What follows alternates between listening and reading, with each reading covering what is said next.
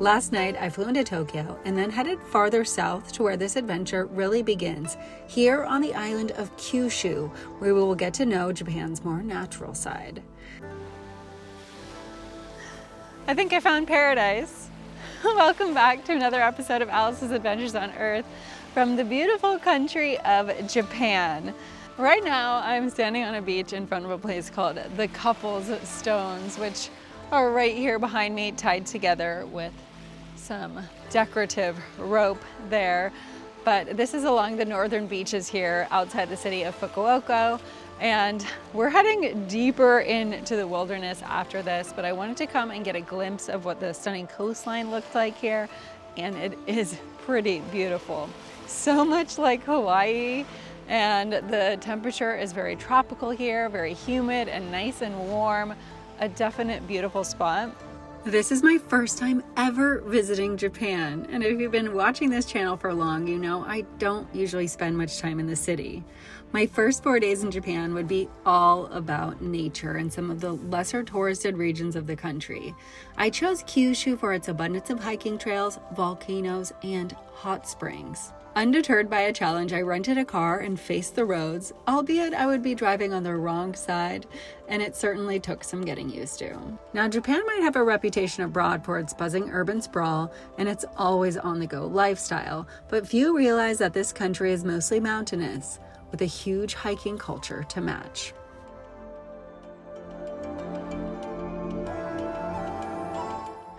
Good morning. I am on the way to Aso volcano right now. It's about a 2-hour drive from where I stayed last night. I just picked up some coffee. Now, I don't normally go to Starbucks, but one of the little funny things here in Japan is that coffee shops actually don't usually open until around 10 or 11 in the morning, sometimes noon. So for someone like me that needs a coffee first thing in the morning when I wake up, this has been a little bit of a challenge. But Starbucks usually opens around 8, I'm finding, so I just stopped by one here on the route, got a little snack and a coffee to keep me going for the next 90 minutes. And then we're gonna get to the national park, which has huge volcanoes. This morning, I found myself winding my way through the volcanic-shaped mountains and valleys that provide a cornucopia of colors to the eyes. I stopped first at a popular welcome center inside Aso Kujo National Park. Japan is full of volcanoes. There are 200 in the country, 111 of those are active. And right now I'm at a place called Kusan Senri. This is an observation area where you can see some of the volcanoes here, some of the mountain peaks in and around Aso Kujo National Park, which protects Mount Aso and some of the surrounding volcanoes here. Mount Aso is actually the largest active volcano in Japan. The caldera itself is 11 by 15 miles, so it is absolutely massive. And while you can't get super close to the rim of the volcano, there are lots of hikes in this area that take you to see some of the other calderas, some of the other volcanic craters as well. So that's what we're gonna do. Wow, this caldera is absolutely massive. You can see this entire town below me here. Inside the caldera, it stretches all the way around. Now, one of the best ways to get a bird's eye view of the expanse of this caldera and all the volcanoes within it is actually to take a helicopter tour. While I won't be doing that today, we are going to get somewhat of a bird's eye view on this hike that we're heading to now. The caldera is so big you have no idea the scope. With a circumference of 75 miles, you could drive within its walls for hours. This is a region of green valleys and rich colors, punctuated by creases and depressions and terraces of soil from thousands of years of volcanic activity. Cattle and horses roam happily amid the lush landscapes, and steam and gases rise from hidden vents throughout the hillsides. My drive took me around to another side of this massive crater. The volcano that you see behind me, or that you'll see in a little bit, is called Nakadaki Volcano. It's one of the most active in this area, and I was hoping we could get a little closer to it today, which was the hike that I had planned. But this whole area is under what's called a level 2 alert right now. There are gases and smoke coming out of this volcano, which means you can't get within 1 kilometer of the crater. And the hike that I was planning on doing today would have taken us into that zone. So we're doing a different one that will take us just nearby there. We should have some pretty epic views though of not only the greater Aso volcano crater, but right inside that as well. Now, this volcano actually last erupted in 2021, so it wasn't that long ago at all. And a lot of the things that we're seeing, a lot of the damage is actually from that last eruption, and things still haven't been rebuilt. There used to also be a cable car that went up to the top of this volcano, which is in complete ruin. I'm not sure when it was used last, but it looks like something from many millennia ago. The cable car system was built in 1958 and was last in operation in 2014. In the 2 years that followed, it was heavily damaged by volcanic activity and earthquakes and was later dismantled in 2019. Funnily enough, right as I passed that sign for volcanic gases, I also started smelling sulfur. Now, this volcano spews sulfur dioxide, and in high enough concentrations, it can be really bad for you. So I've brought a couple of different buffs that I'll cover my face with if we start smelling them in high quantities, and hopefully we can make it up to the top without having to turn back.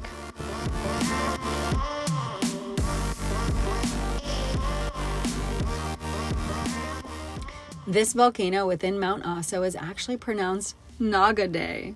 So this is a great time to let you know that most of the names in this video will probably not be pronounced correctly. I pronounce things with the English enunciation of the word, which in most cases wasn't correct. So please look for the title in English and Japanese at the bottom of this screen so you can see how it's correctly spelled when you're making your travel plans. Goodness gracious. I don't know if it's just me or if the gases are getting to me, but that uphill climb to get up here was quite difficult and my lungs are definitely burning. Now, I'm not too worried about a volcanic eruption happening because they do monitor this area so much, but I do want to show you over here, because when we pulled into the parking lot, you could see the town below here, and it is all full of smog and clouds now. Barely can make out what's down there. And then if we look the other way, when the weather is good, when the gases are low, you can hike up into that area, but right now that's closed. So we're kind of skirting around it, and hopefully we're going to be able to get up on the rim here and be able to look down in there to give you guys a better view. We have 1 kilometer left to the top of Mount Nakadaki, and hopefully won't be too terrible. A couple people have front of me here, and it's definitely going to be steep, so we better get a move on.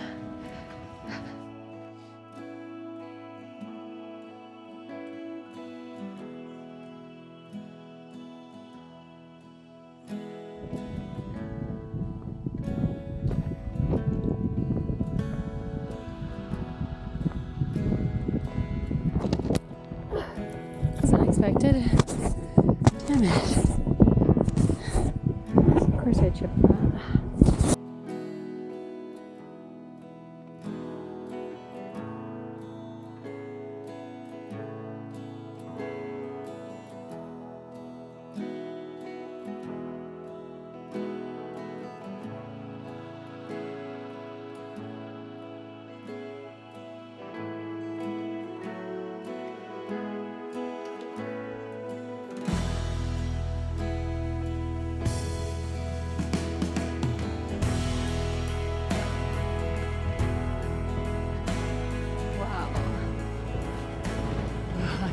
See the crater.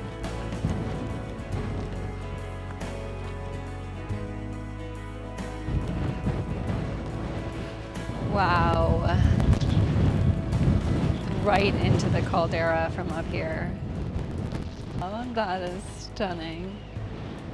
Mount Aso is also known as Aso Volcano. Within it are 5 mountain peaks, and today's hike has taken us to the summit of Mount Nagade. Its crater, which we can see right below us, is the most active crater here and almost constantly erupts smoke and gases. It's been active for around 70 years. The last eruption happened in 2021. Wow, it is extremely windy up here, a little bit cold, but just absolutely fantastic.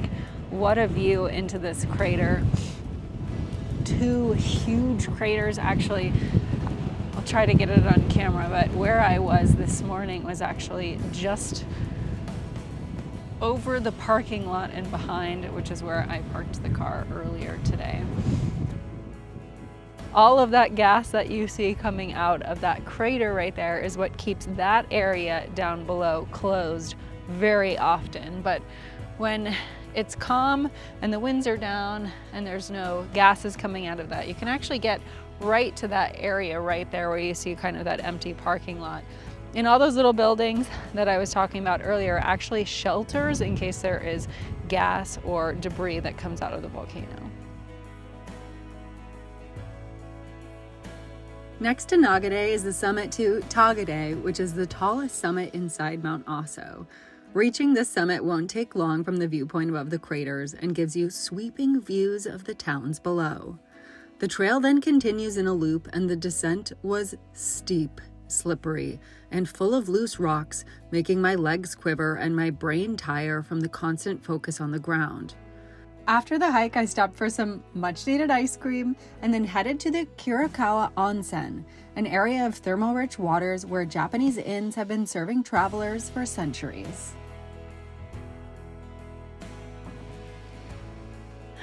Tonight I'm staying in a traditional Japanese inn, which are called ryokans.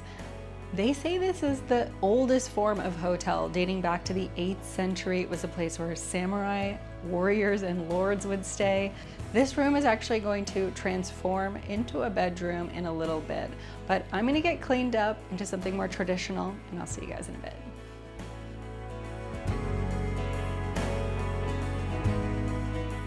My ryokan is located in the Kurakawa Onsen. Now, an onsen is a thermal spring, and the one here provides hot water to all of the little ryokans in this area, and there's an entire village built around it with shops and restaurants and places to soak your feet and the rest of your bodies as well. Ryokans are kind of like a bed and breakfast that also typically serves a multi-course traditional Japanese dinner and features soaking tubs from the mineral-rich volcanic waters.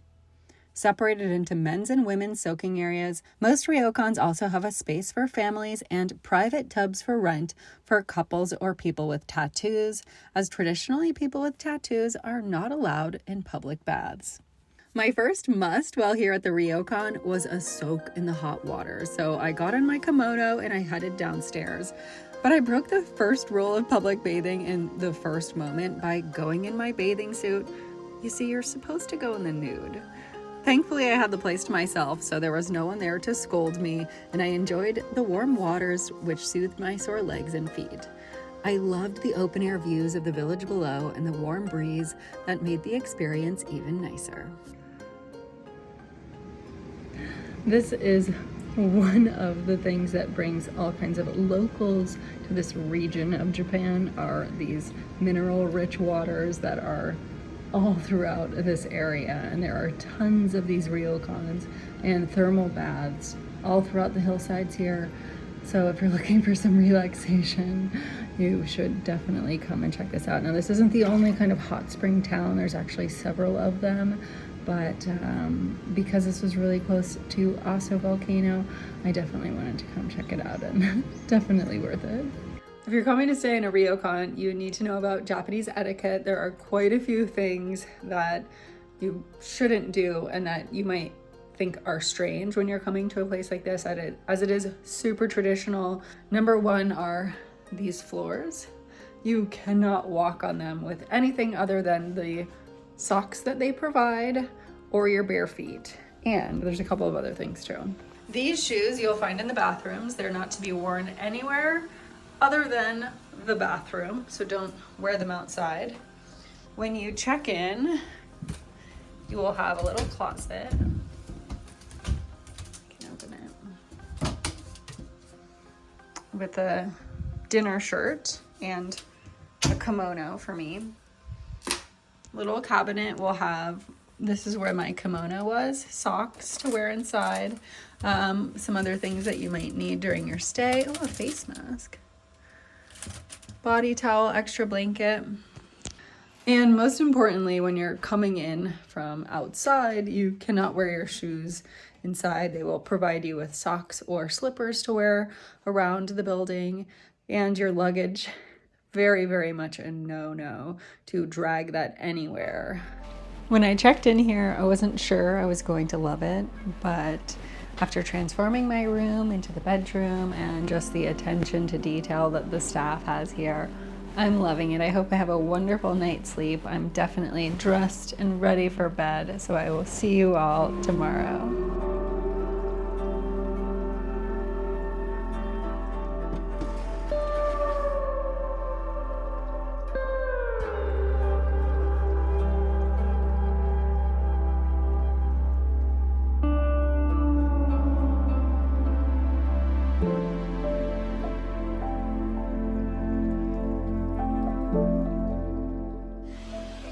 Our next beautiful stop is here at the Takachiho Gorge.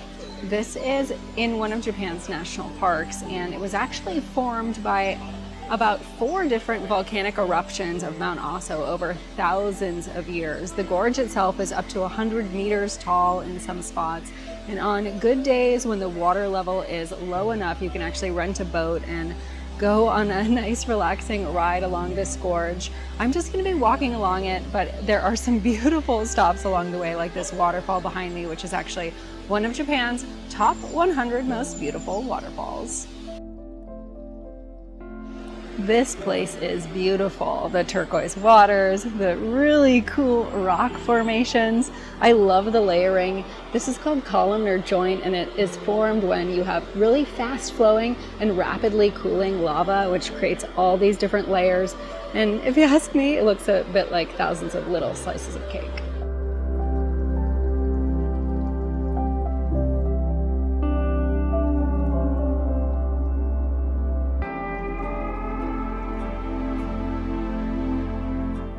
No matter how busy your travel day is, you should always leave room to go for ice cream, which is exactly what I'm doing now. Arigato. Orange. Okay. Okay. Mango and hydrangea. It's a mix, and it's quite delicious and refreshing. Since we can't go for a swim, this is the next best thing.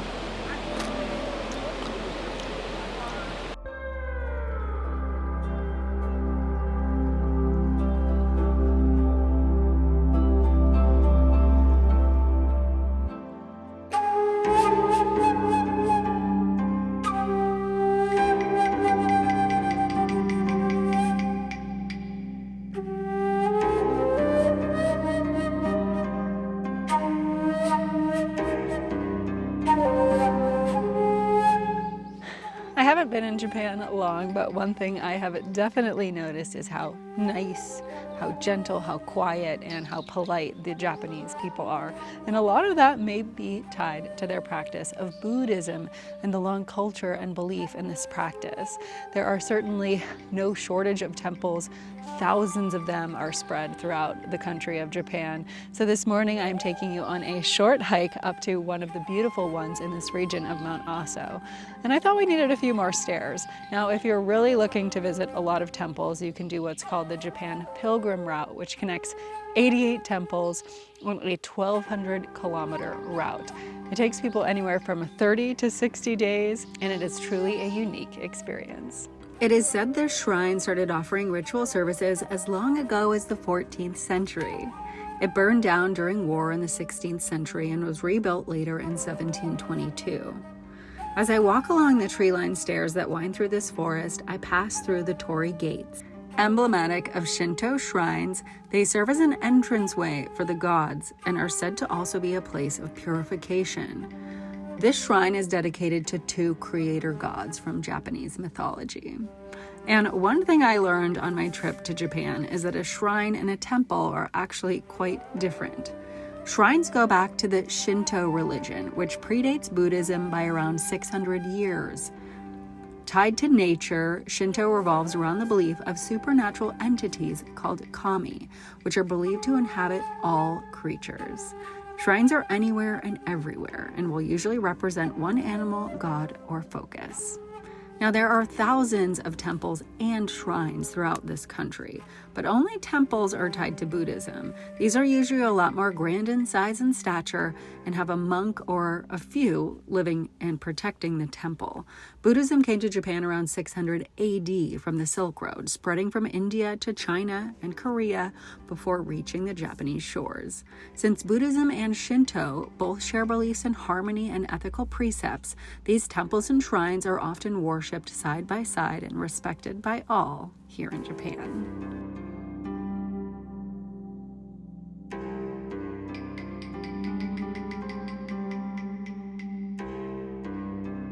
Seen some absolutely beautiful things here in Kyushu, and a waterfall is next on the list. Right now I'm heading to Envato Falls. This is right outside the town of Beppo, one of the other famous onsen towns. A little bit of incline coming up here, and definitely feeling my legs after hiking that volcano just 2 days ago.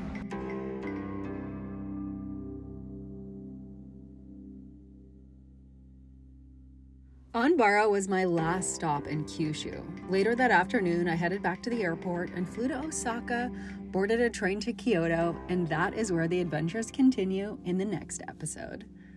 Thanks so much for watching. If you're new here, make sure you hit that subscribe button. And for more of my behind-the-scenes content and deals on gear and travel, sign up for my newsletter at the link in the description, and I will see you in the next one.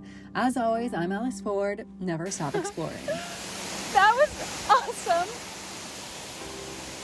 Well worth the dirty feet and mud on my shirt.